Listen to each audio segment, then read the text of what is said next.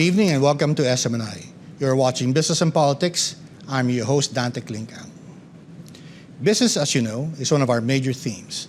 And whether one is starting an enterprise or growing one, a firm grasp of marketing is vital.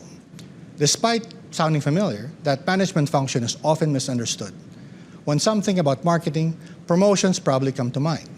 But there is a well-known marketing framework that reminds us that marketing is broader in scope. It covers the product itself, pricing strategies, place or distribution and points of sale, and finally promotions, which is about connecting with customers. Because marketing is practiced in the real world, we often inject politics in the mix. But our discussion will have to go even beyond that, venturing into the changes unraveling in a new age known for the disruption caused by rapid technological change. So for our discussion, we have two members of the Philippine Marketing Association, or PMA. Its vision is to be the catalyst and advocate of world-class marketing practices in business, industry, and academia here in the Philippines and elsewhere. LEAH AYENG is the General Manager of Prestige Quality Paper Products. She held positions in sales and marketing for over 20 years. In 2022, she received the Outstanding Member of the Year Award in PMA, and this year she won the AMF Asia Youth Women Netizen Marketing Excellence Awards for the category of Asia's Top Outstanding Women Marketeer of the Year. BRYAN LATO is currently the PMA President. He co-founded multiple startups and specializes in digital marketing, creative services, and restaurant management. He also serves as a Strategic Business Development Director for a group of companies with diverse interests that include manpower outsourcing, resort management, and commercial property management. We'll ask them about the respective businesses, but our main focus will be how is marketing evolving and how can Filipino managers stay ahead of the game.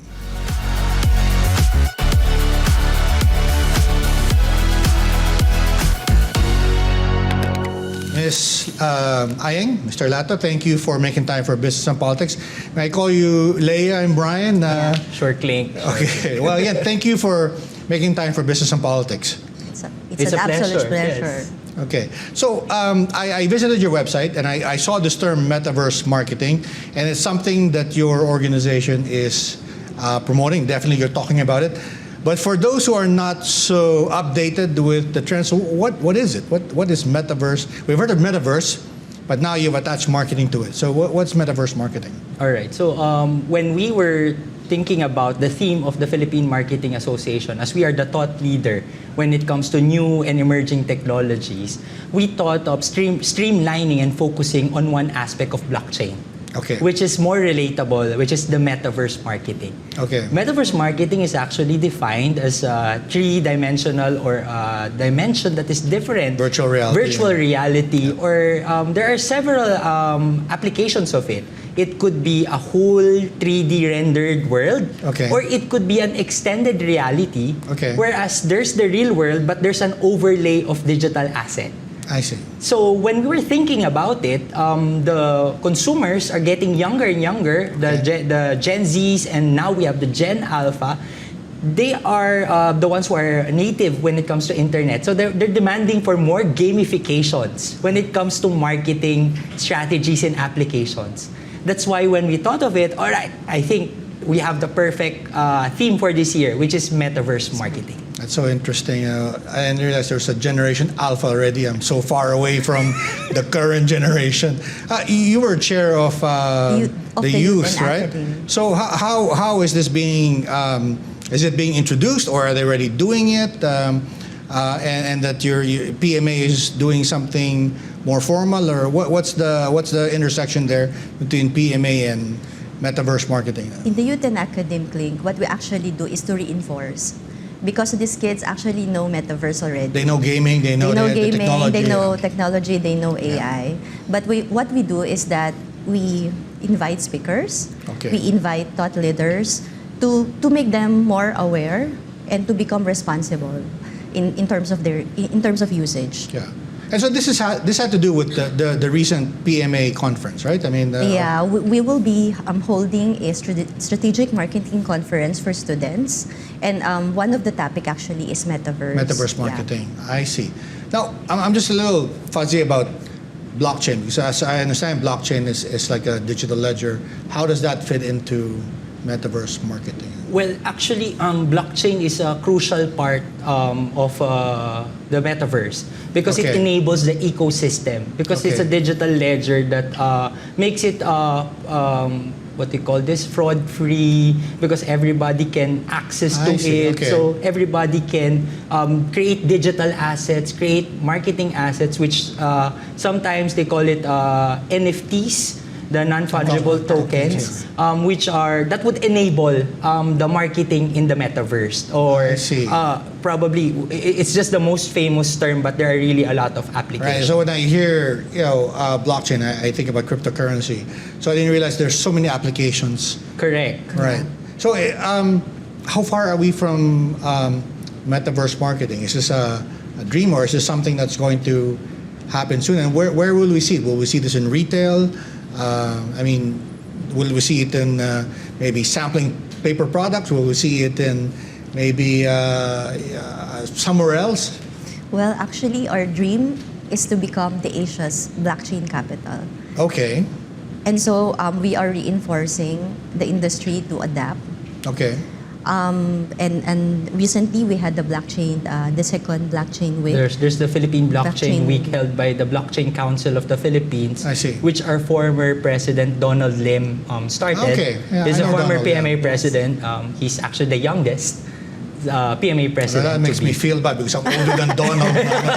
Okay. And he's the third. I'm the third youngest. The second youngest is Josiah Go. Okay, Josiah Go, yes. So the pressure is on me to that destination of me. But going back to your question, Yeah. yes, How far are we from? It's actually not far. Okay.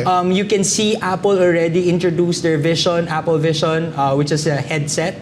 But we did market research together with Synergy, Okay. market research, and YouGov. Okay.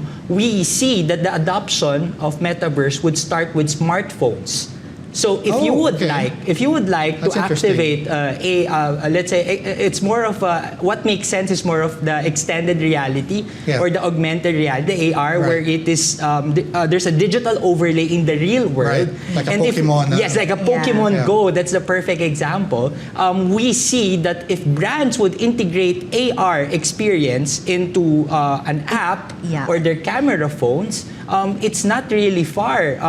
The earlier adoption would be using the smartphones because the headsets are pretty much bulky. Right. The gears are still bulky and much more expensive. Right. But the early adoption that we see, 79% of the nationwide study that we did, is that smartphones would be the best way to go when it comes to metaverse marketing. So we are not really far. Probably next year, brands would be integrating personalized AR campaigns. Especially for the retail. Yes, correct. Especially retail. for the retail. When you enter a coffee shop, there's a QR code. You just place the Okay. camera there and a character pop up. Welcome, Brian, to that coffee Whatever shop. coffee shop. Yeah, whatever coffee shop that. Yeah. And soon to banking. Soon to banking, and the same time, even out-of-door advertising, Right. OOH. So that's why we, as PMA, we want the Filipinos or our Filipino marketers to be on top of this. We need to be knowledgeable on how to Sure. execute this, especially Sure. when we do our market research. It really pops out on our market research, which is the basis of the marketing strategies that we're going to implement in respective companies. Right. So where does AI come in here? Is that, again, I'm not a techie, right? So you explained blockchain to me and how there's application for that in metaverse marketing. Where does AI come to the picture? To be honest, metaverse was the hot term last year. Okay. This year is It's about AI. AI. Okay. I was talking to some of our colleagues in the Blockchain Council, and they were telling me that we fast track. Our data is already 2049 of some Okay. sorts because during the pandemic, we were inputting data. We were teaching I the see. AI so see. much. I That's see. why it was able to, I believe ChatGPT was not supposed to be launched this year, but because of that data that we inputted, they were able to launch it this year. So AI comes to place when it comes to automation, when it comes to services, when it comes to chatbots. And it's here. It's actually It's here. We're using it. Yeah, we use it all the time. Right? Correct. In your Google search or in your Siri or your banking apps. Banking apps. Give me a little leeway here. So would it be correct to say or to describe it that metaverse is like the platform, and AI now is the tool that helps you figure out what to put on that platform? Is that, or to analyze your behavior on that platform? Is that the right way to? That could be one application of AI. So I'm not so outdated. Yes, then. yes. You are right, because with AI, marketers are able to understand the usage or the attitude of the online consumers without going through the data. Because of the algorithm. Correct, the algorithm that it's creating a report for us instantaneously. It's supposed to make us more efficient, actually, if we use it the right way. Correct. I see. So what are the experts telling you, your resource persons? Are we seeing now, as they predicted before, the end of the brick and mortar stores? Everything will be virtual, or do you think moving forward there will be a mix? And how will that mix look like? We call it still an omni-channel. Omni-channel. Wherein there has to be a combination of the brick and mortar and the online world. So you need to be both effective on both channels in order for you to sell more. Because if you only, because we are also advocating on the digital. Yes, digital. Physical, digital. Physical and terms, digital. my head is swirling now. Digital, all right. I'd like to pick up on Leah's omni-channel. It has to be integrated. You know, the Filipinos would still love to touch, to feel, to try and all. But sometimes they don't buy right away. Or sometimes they might see it online and they'd like to go in the store to buy it.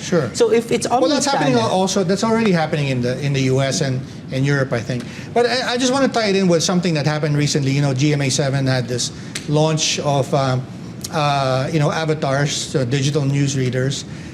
Are we going to be affected in our industry? I mean, a version of this interview in the future with you guys maybe will not be with a person like me, but with an AI generated host. Is that the future, you think? All right. This is just my personal perception. We're just discussing things, right? I believe they just failed to communicate that it was just a tool, an addition. No, we get that. But is that? Do you think that's where? Do you think that's where we're headed? Most likely, but there are still things that we cannot figure out when it comes to AI. The emotions, the slangs. You know, the AI wouldn't understand these new terminologies because our language keeps on evolving. No, because you mentioned the coffee shop, right? Somebody virtual appears to welcome you, you know, and similar to what GMA7, you know, they could be just following a script, or is it?